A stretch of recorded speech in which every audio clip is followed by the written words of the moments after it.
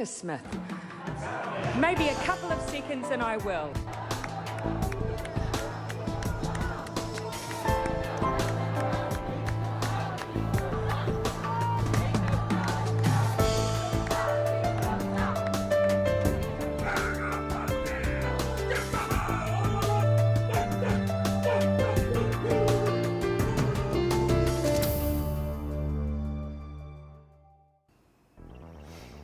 Hello, I'm Selwyn Manning and you are watching A View from Afar, and today we are joined by political scientist and former Pentagon analyst Paul Buchanan, and this week we will discuss and respond to elements of the Commission of Inquiry into the Christchurch terror attacks of March 15, 2019. The inquiry's report was released this week. Its terms of reference contain three main areas: the terrorist actions of the public sector agencies, and recommended changes that could prevent future terrorist attacks of this kind. Today's discussion will explore takeouts from the inquiry's report and will consider the cause, the effect, and recommended solutions emerging from the inquiry. But first, here's an invitation to those of you who are joining us live. If you are joining us via Facebook, Twitter, or YouTube, feel free to make comments, and if you do, we'll be able to include that interaction in our program. But right now, let's cross to Paul, who is waiting online. Good afternoon, Paul. Good afternoon, Selwyn. Well, from a New Zealand perspective, this is a very, very deep and comprehensive report, not just into perhaps the events that took place on March 15, 2019 in Christchurch, but also the operative elements, the challenges and the resource, if you like, of the New Zealand intelligence community and perhaps even those of the Five Eyes. Paul, I'm really keen to get into this. In the first instance, how do you approach this report and what do you make of it in an introductory sense? Well, the report was certainly comprehensive. In fact, you might argue that in terms of investigating what led up to the attacks in terms of errors of commission and omission on the part of state security agencies responsible for counterterrorism efforts, this went way beyond that. This went into the terrorist background. Of course, it went into his planning and preparation, but it spent a lot of time on the impact of the attacks on the Muslim community of New Zealand. And a lot of soul searching about warnings that were not heeded. There are entire chapters dedicated to victim testimony and what have you, and they really have nothing to do with the investigation. From someone like me, from my perspective, my thought was, well, that could have waited until we established clearly the chain of causality, again, omission and commission, that led to this atrocious event.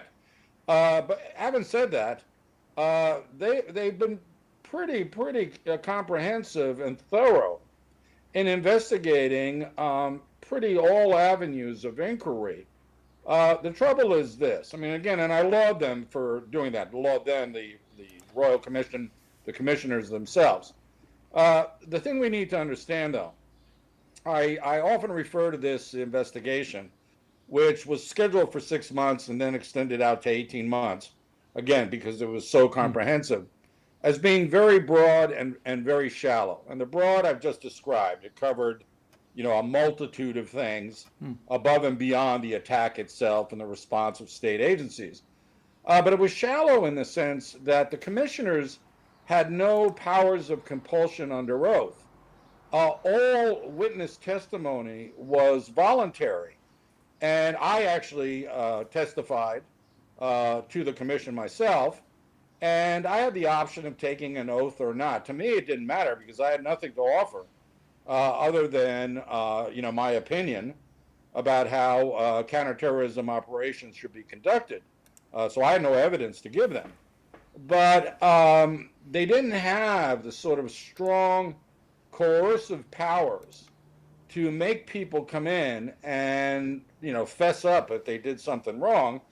And then from the beginning, the terms of reference specified, and this follows the Inquiry Act, so it followed protocol, that no official from the government who became a subject of interest during the course of the investigation would be identified at any time, and their testimony would be suppressed, as it turns out, for 30 years. And the reason for that was that they wanted people to honestly come in voluntarily and say what happened. That, they wouldn't try to obfuscate. I get that point. Oh, I get that but point. the last, yeah. the last part though is that you can understand that. I mean, you can see why they would do that. The trouble with that is not just that then it clouds issues of transparency and accountability. Yeah. But to a very cynical view, that looks like the makings of a whitewash.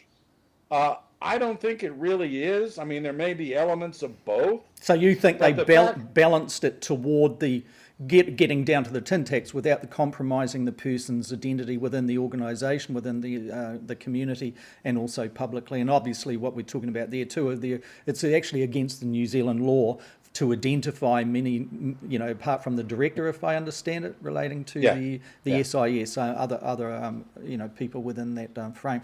Look, so the report, as we said, was released this week, and immediately after that we had news reports coming out. And I'll just play a clip from Al Jazeera. Al Jazeera, of course, being based up there in Qatar, but also is very prominent within the Muslim communities around the world. And I think its summary, and I'll just play about a minute of this, it just frames it very well.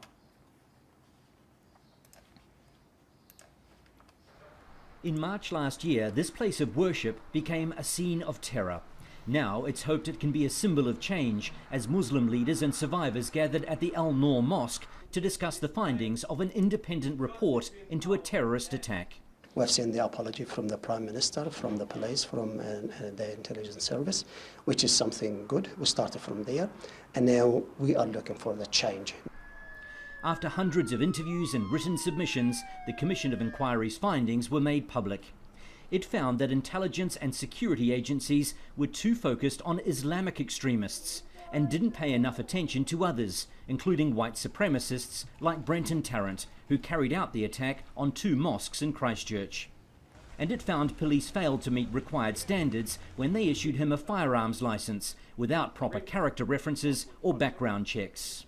While the Commission made no findings that these issues would have stopped the attack, these were failings nonetheless. And for that, on behalf of the government, I apologise. So, Paul, that's the summary, of course, and that scouts out and scopes for those that aren't perhaps as close to the issue as what we are, and I'm talking about viewers from other parts of the world.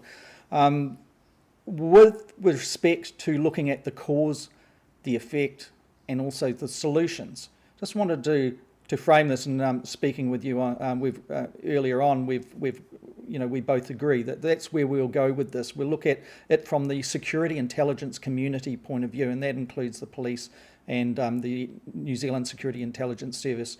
But also, others are obviously there, the GCSB and others that will be in that frame, but primarily the SIS and New Zealand Police's intelligence units.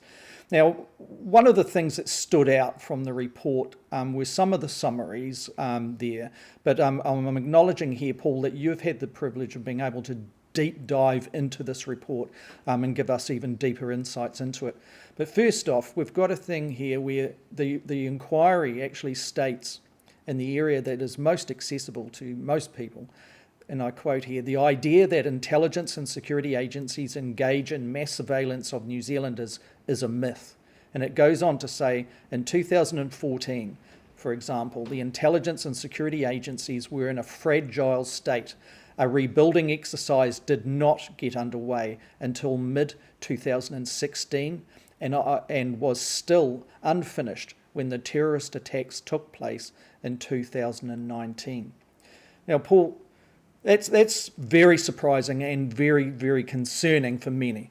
Now, just acknowledging, from my part too, that there is a lot of mistrust from many New Zealanders towards our intelligence agencies. There's also a degree of ridicule historically, going back to the penthouse and the pie episode with respect to security intelligence briefcase being found at a bus stop in Wellington some years ago. But on a more serious note, New Zealanders expect their intelligence agencies, of which to a large degree the population tolerates, to protect them from unseen threats.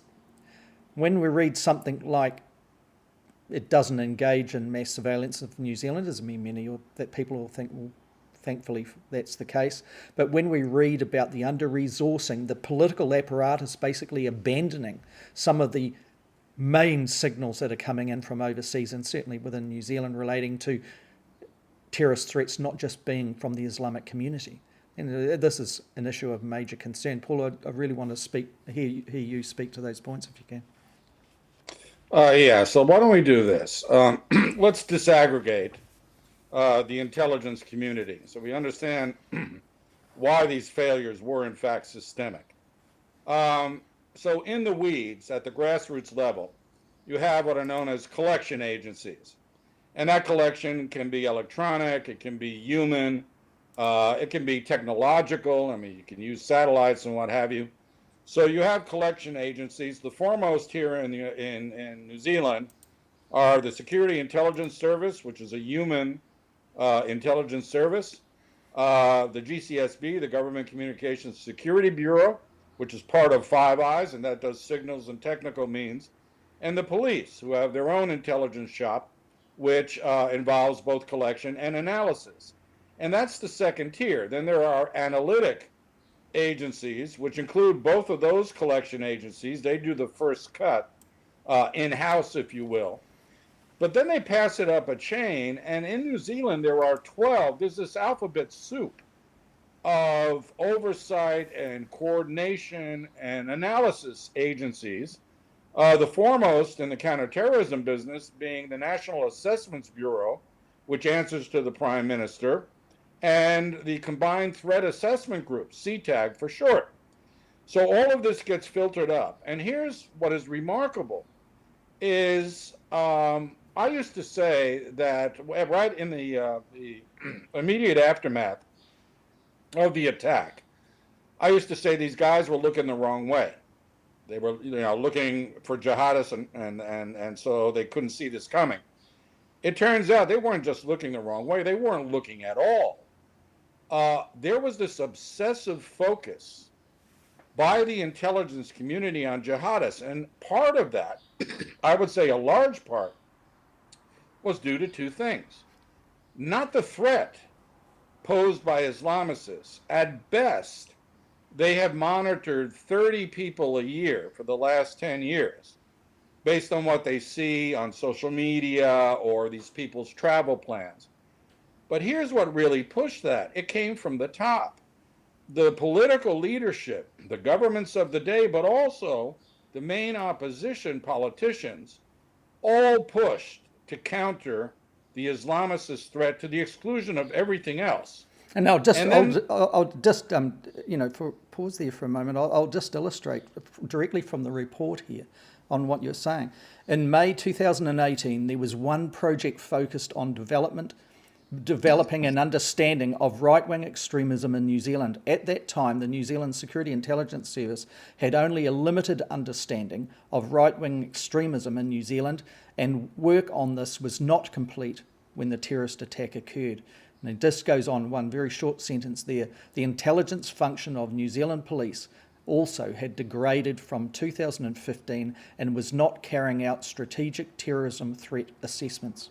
That's absolute. That's saying, you're exactly right on that point, Paul, aren't you? They would not. It's appalling. It's appalling. Now, let me also say, though, and again, I'm not here to defend these guys because I'm truly appalled at what I've read. Yeah. You not only had the politicians pushing to find, it used to be Reds under the bed, now it's jihadis under the bed. But we've got to remember that politicians control funding. Yeah. And funding flows to where they want it to go. So there was no interest in funding efforts to penetrate right-wing extremist groups. They knew they were out there, but they simply stopped looking at them. They discounted So the government And at that time is the John Key-led government, is it? was the John Key who, this is the irony, is, National is a right-center government. He made it all about being law and order. He regularly demonized not Muslims, but Islamists, to the point that he was talking about jihadi brides, that sort of thing. Let me just, for a better context, let's understand this. No Muslim in New Zealand, either before or after 9/11, has been charged, much less convicted, of an ideologically motivated crime of violence. Not a one. So the obsessive focus on would-be jihadis was out of proportion to the threat they represented to New Zealand and its interests. And even up until mid-2018, it says here the SIS had a lack of capacity until mid-2018, both to deal with its perceived Islamic extremist threat and at the same time to baseline other threats. So it didn't even have enough money, basically, in resource to actually hit this, what was then its primary target. I mean, it was to the exclusion of everything. Now, mind you, their foreign partners, the United States, the UK, the Australia, they were all pushing to focus on the Islamic threat. And one of the things that emerges from this report is how dependent New Zealand is in the intelligence field on its larger partners. I thought there was a degree of independence and autonomy in making threat assessments, threats that are immediate to us. Yeah. May be, far away for the UK. But it looks like we really, we're downstream, from what they're pushing. And so it washes over us. So the obsession started with our foreign partners, went through our political class, then into the analytic and collection agencies. And what that does is it leads to institutional myopia. Now you're just looking at one thing. And let's think about it. They not only excluded right-wing extremists from their threat assessments, they excluded the possibility of environmental activists getting violent. Here in New Zealand, we have some militant Maori folk who believe in Maori sovereignty and whatnot. They may or may not be violent, but they weren't even considering these scenarios because they were so focused on Islamicists. And here's where things get really odd. It turns out they use an intelligence model that it's based on two things. It is lead driven, that is, they got to get a lead before they act. And it's customer based. So you have to receive leads from the field. And then you respond to the demands of your customers. Well, if your customer is the prime minister and he wants to make nice with the United States when it comes to the so-called war on terrorism, of course you're going to have that institutional bias. Also, I would say here too, and Kevin Hester here raises a good point. If you look here, he's saying to ask Paul what he thinks of the SIS dropping the investigation into the Wellington Trades Hall bombing that killed Ernie Abbott. And he says here on a personal level, his dad went to his grave that the government of Rob Muldoon was involved. So you see, coming from the field there, that from the public there, Kevin is representing a real distrust. Also, what he's hitting there historically, there's been two prior to the March 15 attacks. There were two major acts of terrorism on New Zealand soil. One of them was orchestrated by the French against the Rainbow Warrior in Auckland Harbour here. Earlier on was believed to be a right-wing attack against the Trades Hall, where the man Ernie Abbott was killed in a bombing in Wellington those decades ago. So you can see that, while environmental groups, while Maori sovereignty and nationalistic groups, particularly those with a left intent, perhaps, or centre-left even, when it comes to a shove, seem to have been within the scope of the SIS.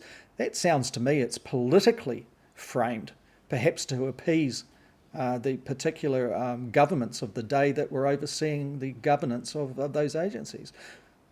You seeing evidence of that, or is that too far? Well, now, look at it's anathema to intelligence professionalism to choose Exactly. sides and become partisan in your threat assessments. And I'll point out that this lead-based, customer-based business model that the SIS and apparently the police were operating, there was no room for proactive, over-the-horizon threat assessment. I mean, I was amazed. They simply did not look out over the time horizon and the range of threats that are out there and prioritize amongst them because they were obsessed with Islamicists. Truly amazing. But also, and this Kevin's point is very good. To Kevin, I'll say this.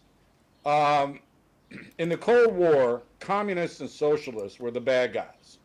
And if they got killed, let's just say that politicians did not cry over their loss. And so a trade unionist guy gets blown up, a bunch of hippies, environmental hippies, have their ship sunk and one of them dies.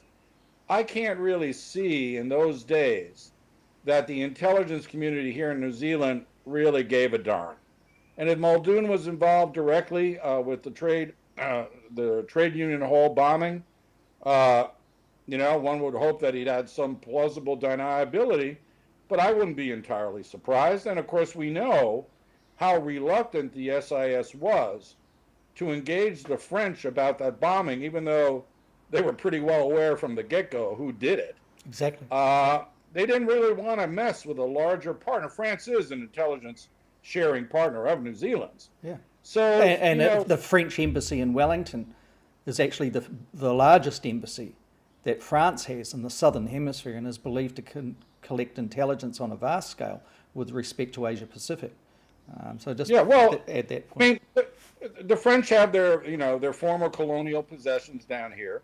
They have both a naval fleet and an entire division of land-based ground troops in the South Pacific. So there are strategic interests here. I mean, I don't begrudge them that.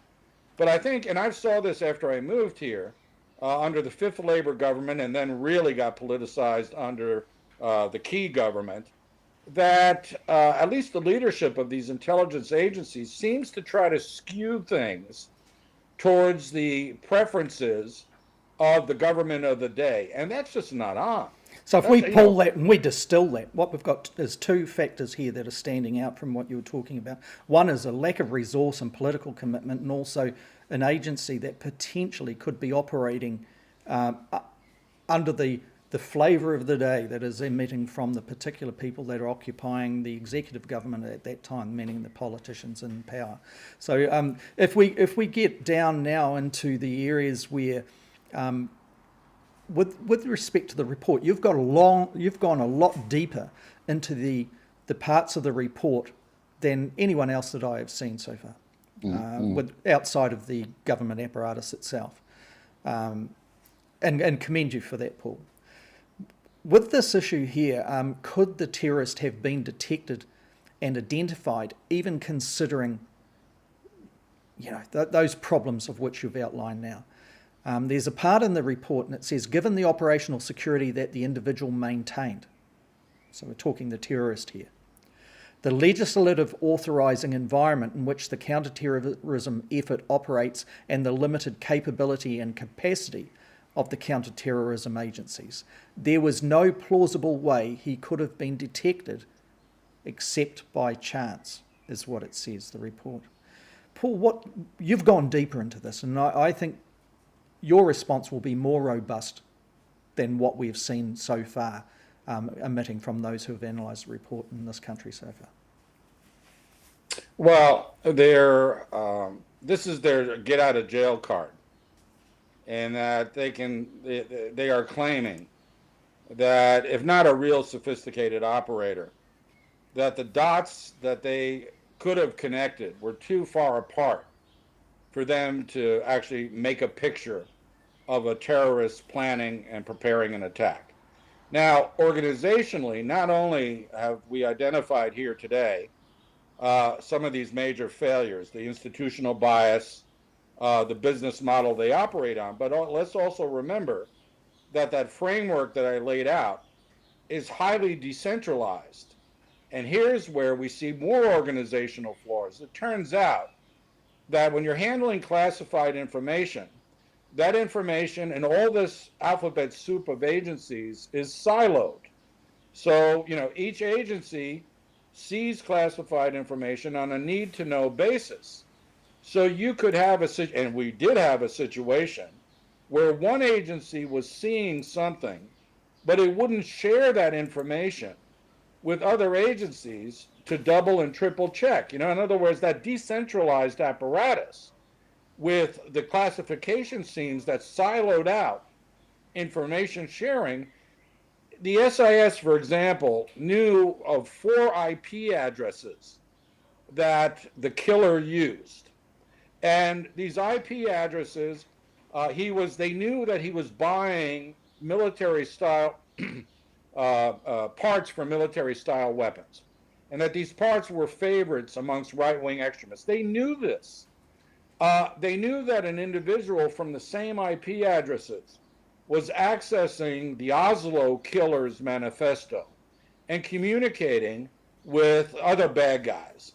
And yet they couldn't find his name, but in part because they didn't go and ask anyone else. Hey, just on that point, what stands out, it's absolutely glaring to me, is the legislation that was developed during the John Key-led government years was pulling in all of these government agencies so that it could prevent exactly this type of thing from occurring, to prevent something slipping under the radar that may have been through customs with respect to border control or immigration checks that may go to what kind of countries has this dude been to, blah, blah, blah. Anyone getting flagged out from police intelligence or the SIS or even the GCSB if it has a particular role in such things.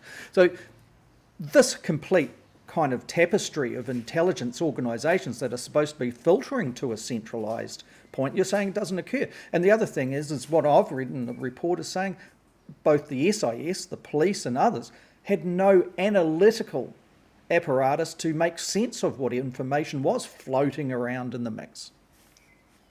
Yeah, I mean the National Assessments Bureau, which is the highest, analytic intelligence agency, again, directly responsible to the Prime Minister. Yeah, plugs into the Department of Prime Minister and Cabinet, doesn't it? Yeah, exactly. It's the coordinating committee of the entire New Zealand intelligence community. It has a grand total of 30 people, and only one of them, as of 2018, was directed towards counterterrorism. And he or she shared that institutional bias against Islamicists. So, I don't buy this idea that they were completely under-resourced. Now, I haven't crunched the numbers, but I seem to recall that under the Key government, they got 2 major funding boosts, they being the SIS and the GCSB. And the argument, they also got funding for personnel increases.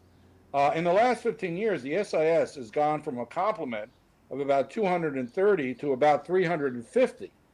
And they're more diverse. They do a lot of stuff in Mandarin. But they were getting resource. The thing is, this is something that was pointed out by a man called Frank McScasey, who writes on a more left-leaning blog, the Daily Blog, for example, and he's very good on his research, Frank, and he pointed this out, this element of resources from the point of view of money component have certainly increased. So this isn't escaping a lot of people.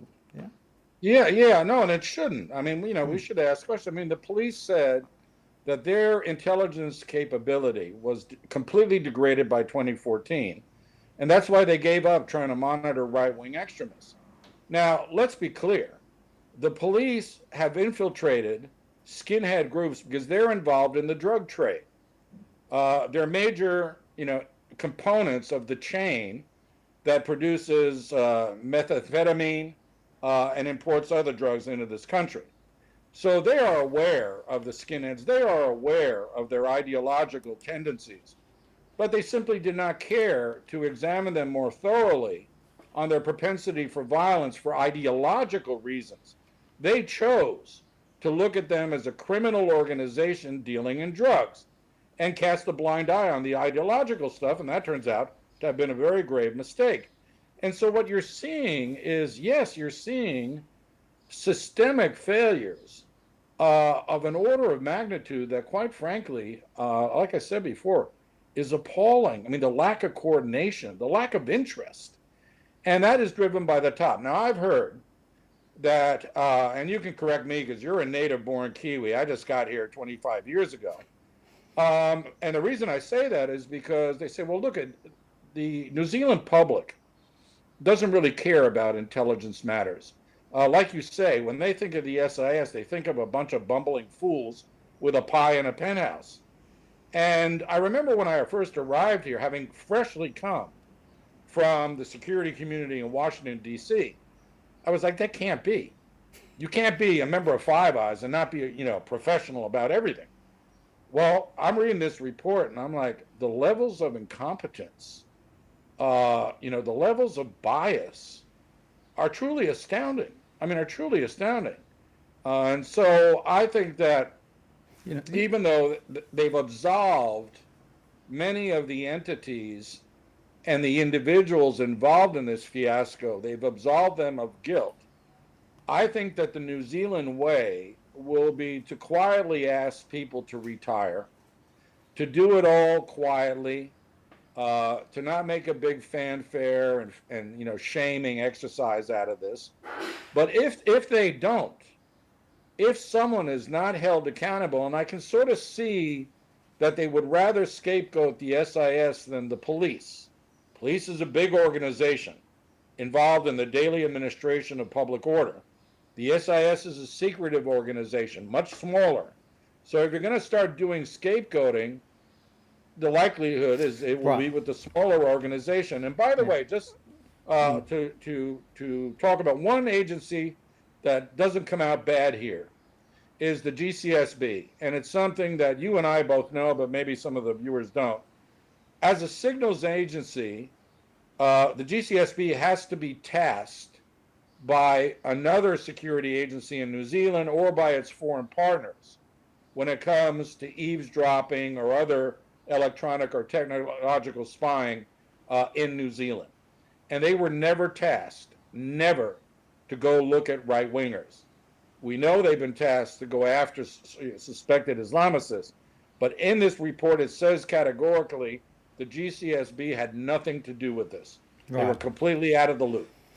On the point of cultural observances with respect to native Kiwis or whatever, everybody that comes to this country, including those that were born here, expects from its intelligence agencies to be operating within the law, within the cultural and moral kind of perimeters of which this country does, but to do its job to make this country safer.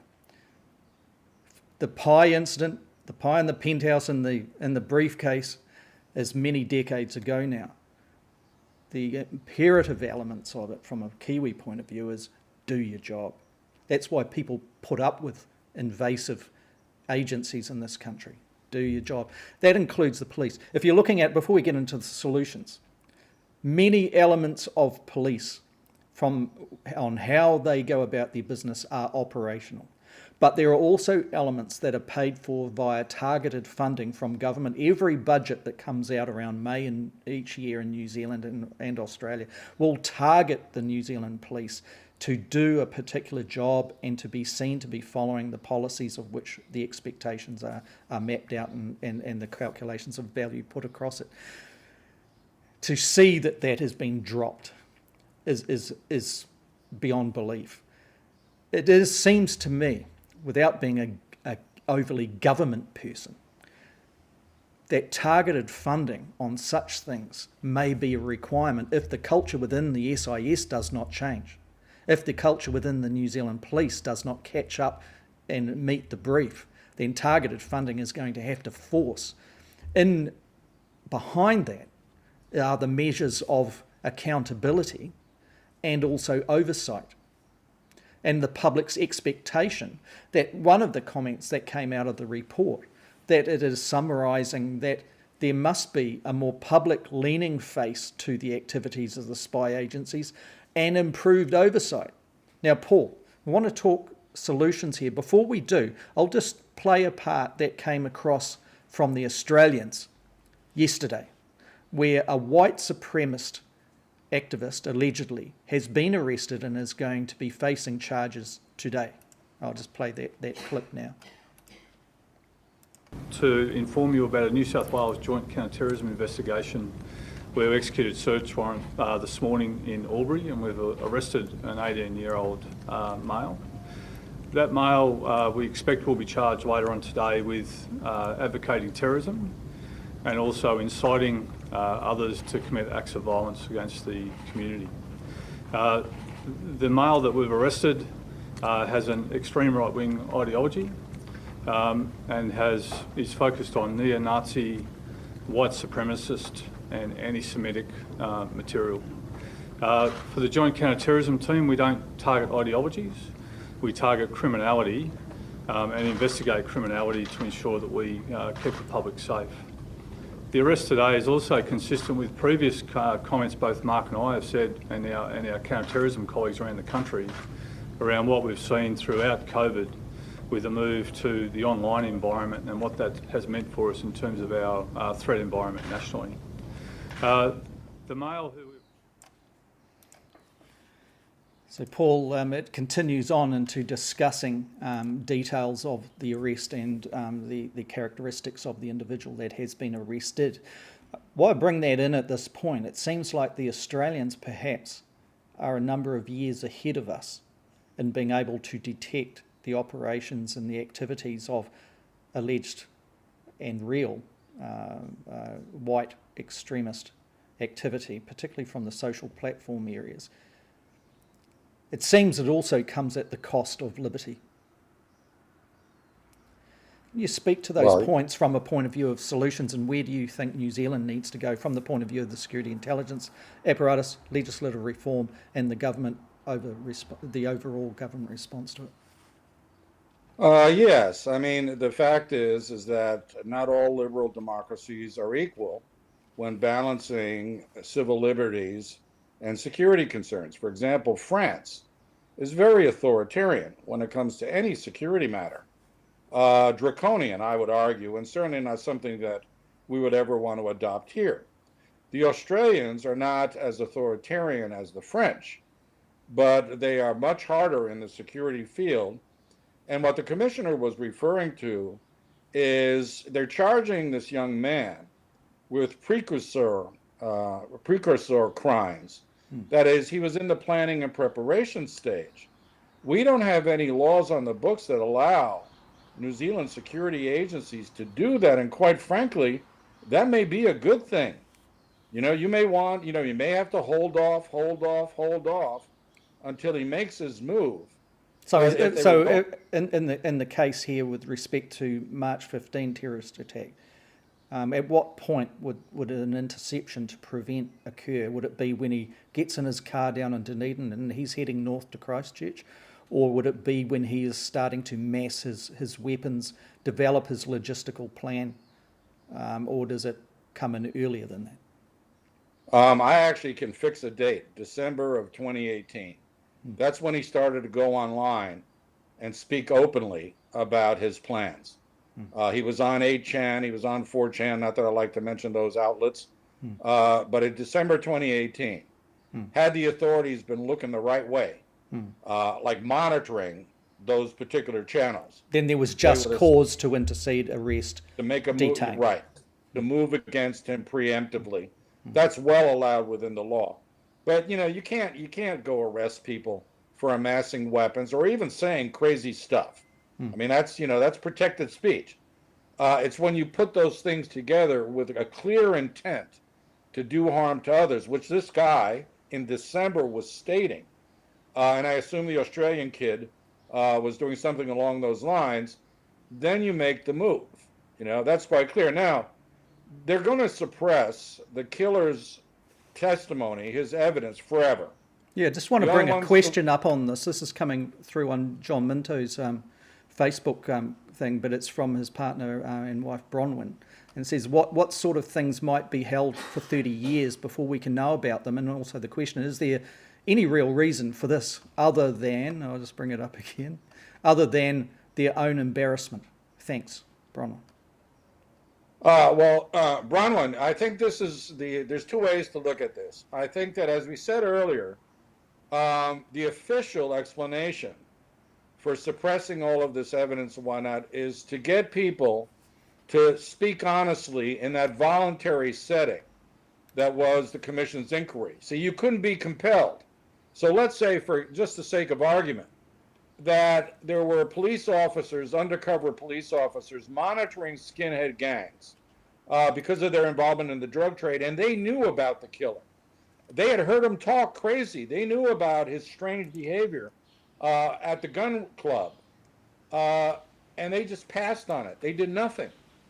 Well, they would probably not want to talk if they didn't have guarantees that their names would never be made public. And so I think that the official explanation of, no, this is how you get people to come in voluntarily and be honest about failures and biases and that sort of thing, I think there is, some truth to that. However, an equally fair view is no. This is the makings of a cover-up. This is the making of absolving the guilty from their crimes, in this case, of omission. They simply did not take this stuff seriously. I would have hoped a happy medium could have been met. 30 years means that a lot of these folk are going to be long retired. Many of them will be dead. Probably like us, will be long gone, And we'll be long gone. Yeah. So our opinions won't matter. Some might say, don't be so pessimistic, but I get your point.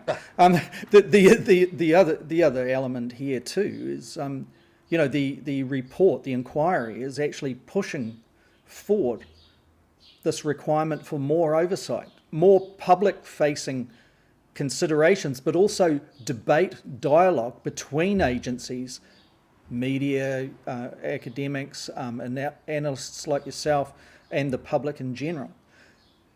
So this 30-year kind of thing kind of erodes into it a little bit from that. But you've given the rationale as to why, and that's something to be considered, I think, very strongly. If we look at the oversight part, before I open the floor to your recommendation, your priority of recommendations and whether or not you think they're feasible. Is this report in its entirety going to create a watershed moment where both the agency's ability is going to be improved, its resources going to be improved and perhaps targeted to get efficiency, and that the New Zealand public is going to be better served, both from the point of view of those that are under surveillance and preventing such things from occurring again, but also from the point of view of satisfying the scepticism, satisfying perhaps the deficits of culture and diversity? Look, we're in a bit of a watershed moment, and the reason I say that is this report will only be helpful if certain fundamental reforms occur, and those reforms have to be pushed by the public and by their political representatives. I'll give you an example. We had until recently a tremendous person as the Inspector General of Intelligence and Security, a person by the name of Cheryl Gwynn. Yeah. Honest, high integrity, straight shooter. I agree, very much so. She got too close to the bone and asking questions in her oversight capability or capacity as the overseer. She really got too close to the bone, particularly within the SIS. And for her troubles, she was bumped up to become a Supreme Court justice.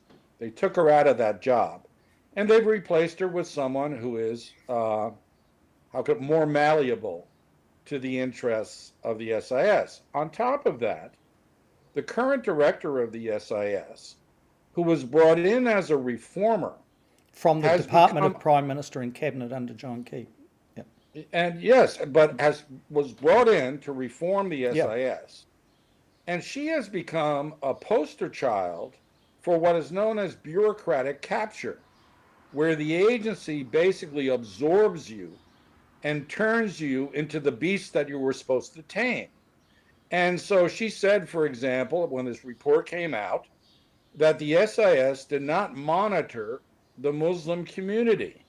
Now, what she meant, I think, was that we do not monitor Muslims as a community, but it is laughable to say that the Muslim community of New Zealand was not heavily monitored by the SIS for years after 9/11. And I can underscore that myself, and from the point of view of media and documentary making and things like that, of having an individual which was very deeply planted inside, and I can name the mosques if they wish, and I can I can actually provide them with audio and video files of that surveillance. It's an extraordinary comment. Well, they got copies of your stuff anyway. It's an extraordinary comment for the director of the SIS to make. Yeah. Fudging at best. No, not, and so here's the trouble. We get this report, and it's this tremendous moment of opportunity to say, look at you guys, you were looking the wrong way because your prejudice got the best of you. And we know about this syndrome known as institutional lag, where intelligence agencies are always fighting against the last enemy and not looking forward. We know that. But this offers us an opportunity in the wake of the most heinous terrorist event in New Zealand's history to reform the agencies responsible, among other things. For example, that decentralized, leads-based, customer-based, get rid of that. Let's reform this smorgasbord of collection and analytic agencies into a more cohesive whole where information is shared amongst them rather than held in turf battles that make no sense given the levels of threat that we see. I'm not sure that moment will arrive if we have people like a complacent Inspector General of Intelligence Security and a bureaucratically captured director of the SIS. I just don't see it happening.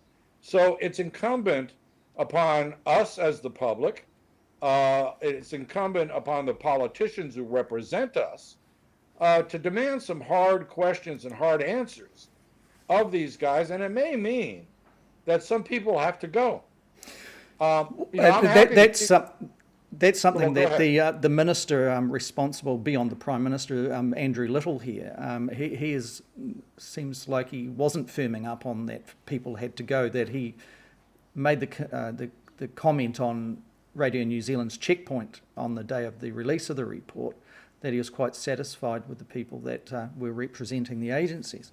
One of the things here is, from the recommendations, I'm very interested in this, is the creation of a National Intelligence and Security Agency, and I just put in the letters there. Let's call it NISA, N-I-S-A, for argument's sake. This will deliver a more systematic, approach to counter-terrorism and countering violent extremism efforts. The CEO of a proposed NISA would be the National Advisor on Intelligence and Security. Full implementation of our recommendations, this is the inquiry saying this, will result in a better organised counter-terrorism effort with enhanced capability and capacity and less restrictive legislative framework. So what we're talking about here is like a bolt-on at the top, if I'm reading this right. It's an agency of which everything will feed into. That the SIS's inabilities to analyse and its degradation of its analytical kind of processes at that stage, and perhaps put across to the NAB, the National Assessments Bureau, when it morphed from the External Assessments Bureau into that name, without resource, etc., and was traditionally underfunded and not regarded even by Prime Ministers in the past. So this new agency would be the catch-all analytical body, and one would imagine that interfaces with not just executive government and the various ministers, but also the Parliament, and one would hope perhaps an opportunity for oversight framework being attached to that as well, if we take the spirit of which this inquiry report is written. What are your comments on that? Well, we don't need another bureaucratic layer, and we certainly don't need looser legislation when it comes to controlling the spies. What we need is a complete overhaul where that alphabet soup of agencies are brought under one roof. And you have to think about it this way. Immigration has an intelligence shop. Customs has an intelligence shop. The Ministry of Business and Enterprise has an intelligence shop. Everybody's got an intelligence shop. It would be better to have them housed in the same agency as branches of these main offices, but where they're inside a community of people who are sharing information, looking at the threat landscape, and there's differences of opinions within intelligence communities. Could that be this NISA, this National Intelligence and Security? It could be. Again, I haven't seen the details. It could be. I personally think they need to strip out some of these agencies. There's, for example, a Security and Intelligence Coordinating Committee. What the hell do these guys do? Exactly. If the report comes out, they were clueless. My understanding was that they were supposed to be at the coalface of pulling in all of this information and making sense of it. There seems to be a lot of make work for well-connected individuals in parts of the New Zealand intelligence community. And I don't want to cast aspersions on the hard-working coalface miners. But one thing that comes out is this coordinating committee, they didn't do anything. I mean, nothing. They just sort of parroted the line of the day. And, these people are drawing salaries and whatnot. There are several agencies like that quite frankly, from my point of view, have no reason to exist, have no reason whatsoever. So a streamlined apparatus, again, with no legislative license. They got plenty of license as it is. This was a problem, not so much of resourcing and legislative fiat as it was institutional bias. Again, one that ran right into the political class and was shared by our partners. If we can remedy that with organizational reform that centralizes the collection and analytic abilities, and then passes it up to the highest echelons of the government in a more streamlined fashion, then I think we'll get better real-time threat assessments, so long as they're objective.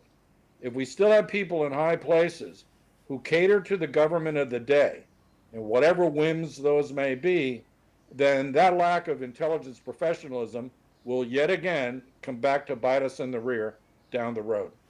On that point, Paul, thank you very much for your efforts in the last week in going through this report, and also for being on the program once again. A View from Afar in this episode of December 10, 2020. Paul, I look forward to us engaging on such issues in the future, and I look forward to people's company with the View from Afar, and you see it being pushed around the place, and certainly from a live point of view, those comments coming in are certainly welcome. Thank you, and goodbye.